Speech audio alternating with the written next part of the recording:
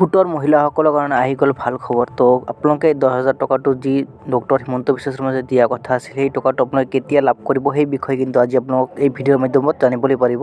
তো ভিডিঅ'টো সম্পূৰ্ণভাৱে চাই থাকক। যদি আপুনি প্ৰথমবাৰৰ কাৰণে চেনেলটো ভিজিট কৰি আছে তেনেহ'লে চেনেলটো ছাবস্ক্ৰাইব কৰি ৰাখিব।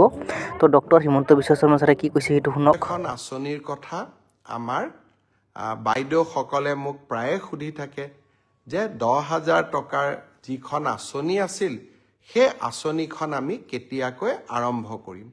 ইতিমধ্যে সেই আঁচনিখনৰো প্ৰথম হিতাধিকাৰীৰ প্ৰথম তালিকাখন জিলা পৰ্যায়ত এই আঁচনিখনৰ হিতাধিকাৰীসকলক চূড়ান্তভাৱে নিৰ্বাচনৰ প্ৰক্ৰিয়া আমি ফেব্ৰুৱাৰী মাহত আৰম্ভ কৰিম।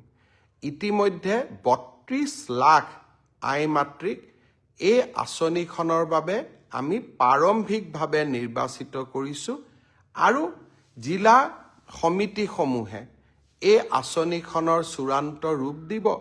কম বেছি পৰিমাণে মই আশা কৰোঁ যে প্ৰায় 28ৰ পৰা 29 লাখ মাতৃক আমি এই আঁচনিখনৰ সুবিধা দিব পাৰিম।